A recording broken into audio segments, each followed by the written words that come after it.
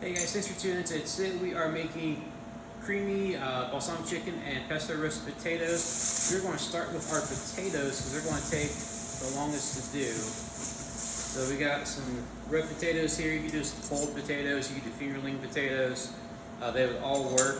And we're just going to take the potatoes and we're going to quarter them. So that way they cook a little faster and a little easier to deal with. This one's kind of big, so I might just quarter each half. I'm going to add them to a bowl over here. Then we'll add our pesto to that and our Parmesan cheese. And it will be a quick toss and it'll be ready to go into the oven. I got my oven preheated to 400 degrees. So that way we can just throw it right on into the oven and get cooking. So I got my taters here. I got some pesto. We're going to do about a tablespoon ish, and I like adding just a hair more olive oil so that way it can kind of blend or toss everything a little bit better. This will already be added into your cup of seasoning that you get, and then we're going to do 2 tablespoons of shredded Parmesan cheese. So we're just going to kind of eyeball that real quick. And just going to toss this all together. I'm going to get in there with my hands because that's the easiest way to toss everything. And that way you get everything well and incorporated. You get the pesto on everything. This is already smelling amazing. I mean, it's pesto and cheese and potatoes. This can't be bad. So we got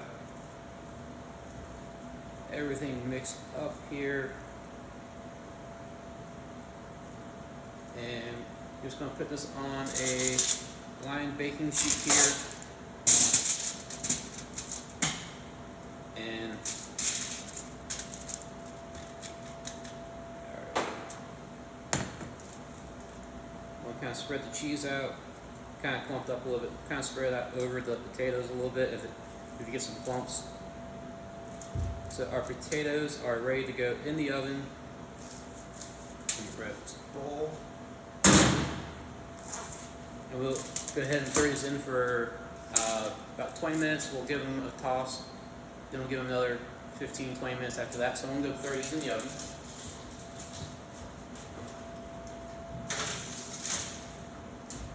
Set my timer so I know who's watching them for me. So we got that set for 20 minutes. And I missed one, but I'll save that for later. And now we need to start working on our chicken breast. So I have one gigantic one here for me, but you'll have 2 in your packet.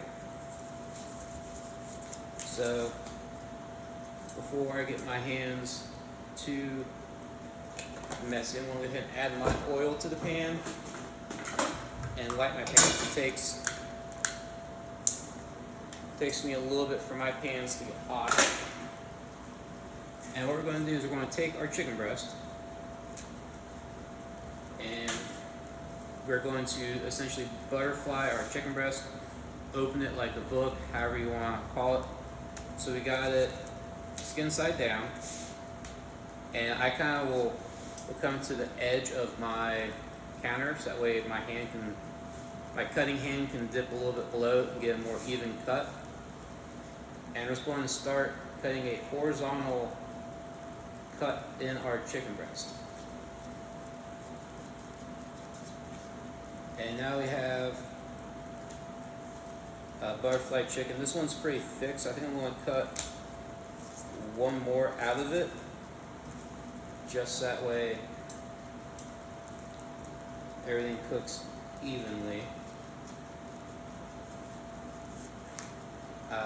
The ones you get will probably be normal size. I found a pack at Kroger for manager special that had a couple monster ones in there.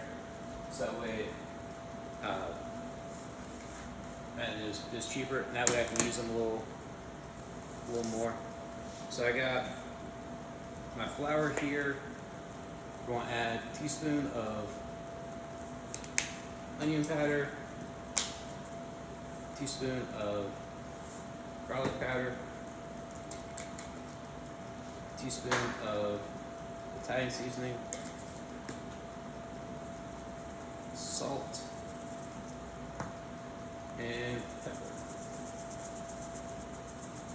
And I'm just going to mix this up real quick. That way we get all the seasonings kind of distributed throughout it.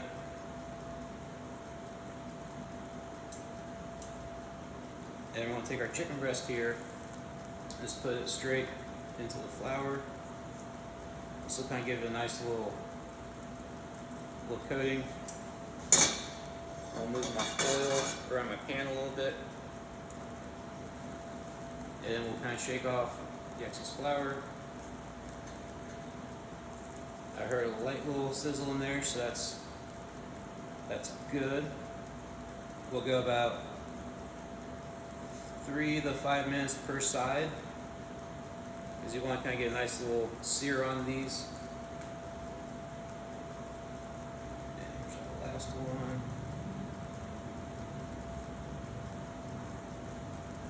And I should be able to fit all these. This is why I did one chicken breast, because I knew it'd be a lot. So I'm going to get rid of my cutting board for my chicken, get rid of my flour.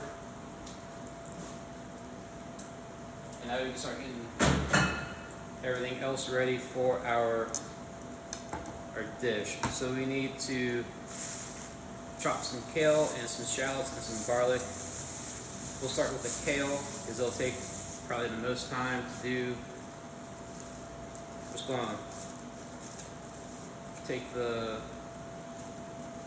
it right off the stem, and all you gotta do is kind of just grab it and kind of just pull it. And we'll do that for the whole bunch of kale. Just kind of grab towards the bottom, pull upward, and the leaves will come off. I used to work at a restaurant where we served braised kale, and it was one of our most popular side dishes, and we'd have to shuck probably 30 to 50 bunches of kale a day. It was a lot of shucking going on, but people liked it, so we made it. So we're going to finish getting the rest of this off here. Then we're going to run our knife through it a couple times so we can kind of chop it up a little bit, so that way it will break down and cook. And our kale is ready to go. We don't need the stems or anything. That little bit seemed a little wilted, so I'm just going to toss it. And I'm just giving this a chop,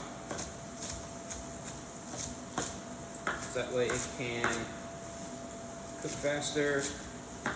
And also we don't have giant leaves of kale in our dish whenever we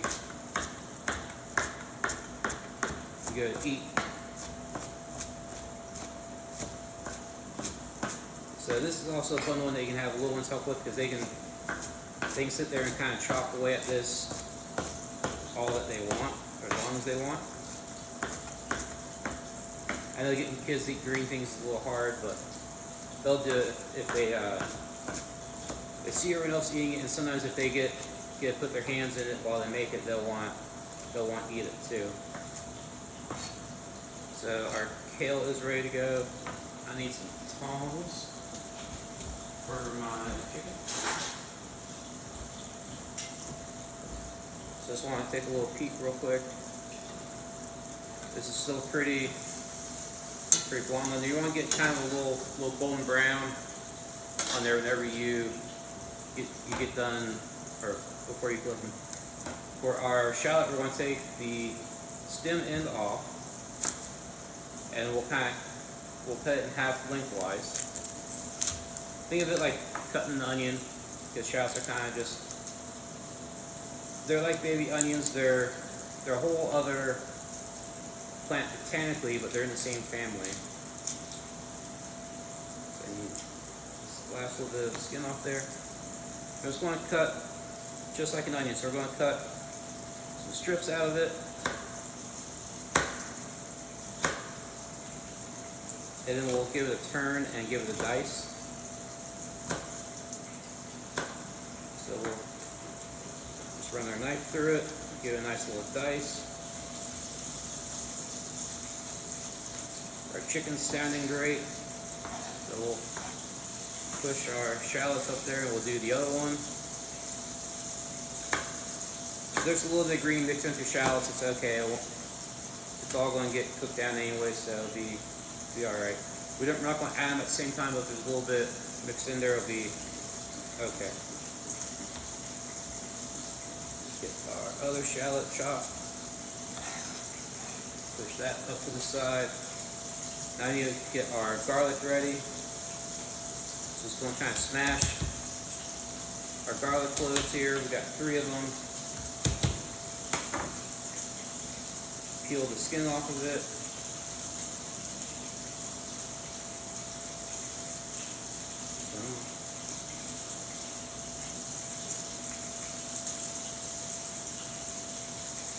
Alright, almost. There we go. So we got the skin off garlic. And it looks like there's a bad spot in this one, so I'm going to cut that out of there. And then we're going to chop up our garlic. That way it can be ready to add when it's time to go.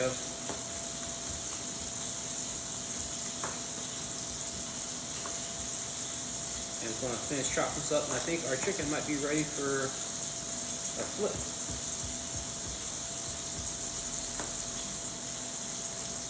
Let's check out our chicken. It's sounding pretty good. Yeah, there's some color on it, so it's looking good. You can kind of see some golden brown on there. So the flour is doing its job. It's getting a little bit of crust on there, so that way you get a little bit of texture and a little bit of flavor from the chicken. So we're going to let this go for another 3 to 5 minutes, and then we'll come back and start adding everything else to the pan.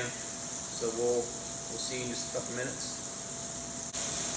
All right, guys. So the 5 minutes have gone by, so we're ready to take our chicken out of the pan. You can see we got a nice looking golden crust on both sides of the chicken breast. Just gonna kind of take them out and put them off to the side. And we're gonna add our shallots and our kale to the pan. That was coincidentally the timer for our potatoes, so we'll take those out of the oven too. So we'll kind of give that a little toss. This looks like a lot of kale, but it will cook down, so don't worry. It'll kind of start wilting a little bit and not seem like a whole lot. So let's get our potatoes out of the oven and see how they look.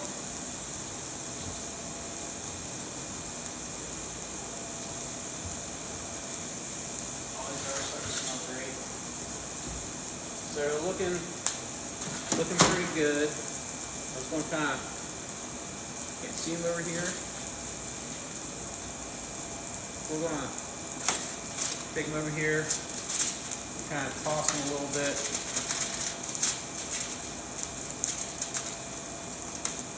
They will stick to the pan some, but that's alright. Just kind of work them a little bit and they'll come off. That way we can kind of flip them and get everything nice and toasty and cooked. I think that's everyone. So we'll throw these back in the oven for another 15 minutes and they'll be ready.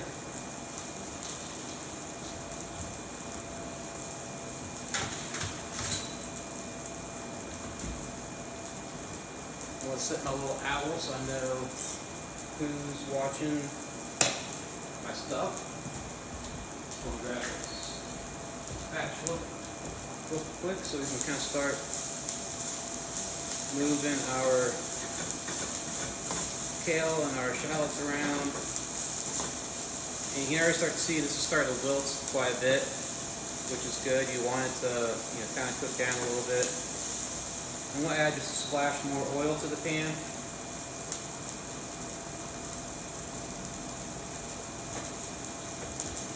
And that'll kind of help saute everything a little bit. And when we add our liquid to the pan, it'll also help kind of steam and wilt the kale some too. So I'm going to go ahead and add my garlic and get that cooking. Just going to add some nice flavor to our dish as well. Garlic makes everything better, and it keeps the vampires away. So that's always a good thing too. I know it's not Halloween, but you should be watching out for vampires year round. So our garlic is starting to cook a little bit. We're going to need a tablespoon of balsamic vinegar. So we're going to go ahead and add that to our pan, and that's going to start giving us tons of great smell and flavor.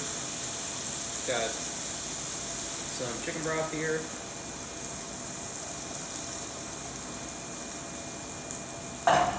And we're just going to mix that into everything and kind of scrape those little brown bits off the bottom of the pan if you have any, so that's going to be some nice flavor as well. So we're just kind of moving everything around. So I'm going to bring this to a simmer, and then we'll add our heavy cream to it.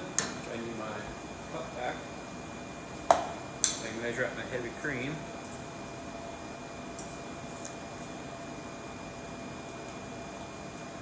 That's how you get the creamy part of our balsamic creamy chicken, or creamy balsamic chicken. I think we're going to add another splash of balsamic vinegar. I'll make note of that in the recipe. It should have a little more flavor and kick to it now.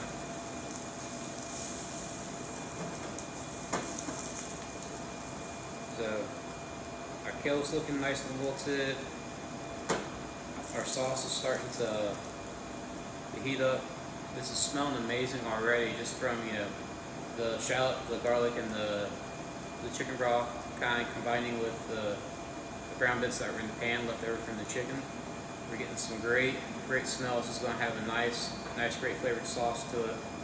Starting to get a little bit of a simmer here, so just kind of want to let it simmer for a minute or two, and we'll add our cream to it, and then we should be just about ready to eat. So we'll kind of scrape everything down, make sure it's in the broth,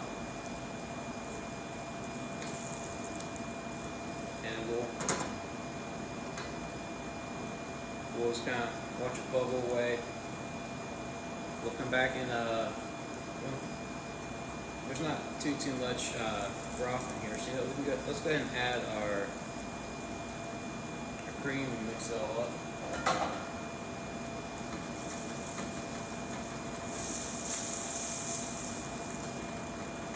This is going to have a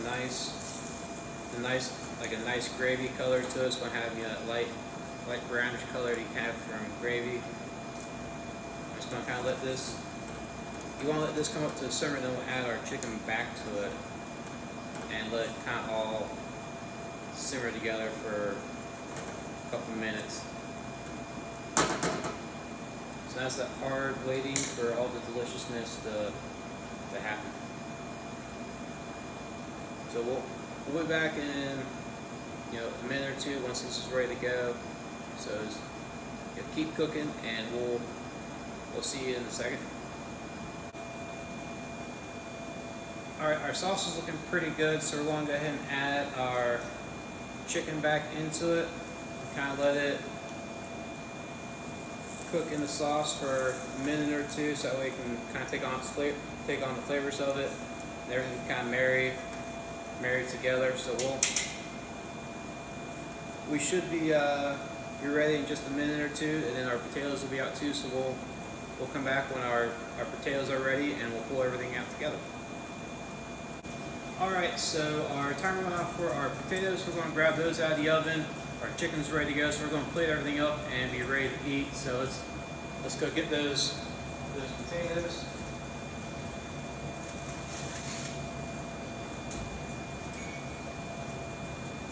They look nice and delicious. Just going to take some of our potatoes here, throw some on the plate. We'll grab a piece of chicken and kind of lay it on a couple of potatoes. We get a little pinch of the kale and kind of put it on top. And then we can take some of this nice sauce here, kind of just drizzle that over top of the chicken as well. So here we have creamy balsamic chicken. Come closer for a better look. Creamy balsamic chicken and roasted potatoes. I don't want to tilt it too far so that way the sauce doesn't come out. But I hope you guys enjoy it. Thanks for tuning in, and we'll see you next time.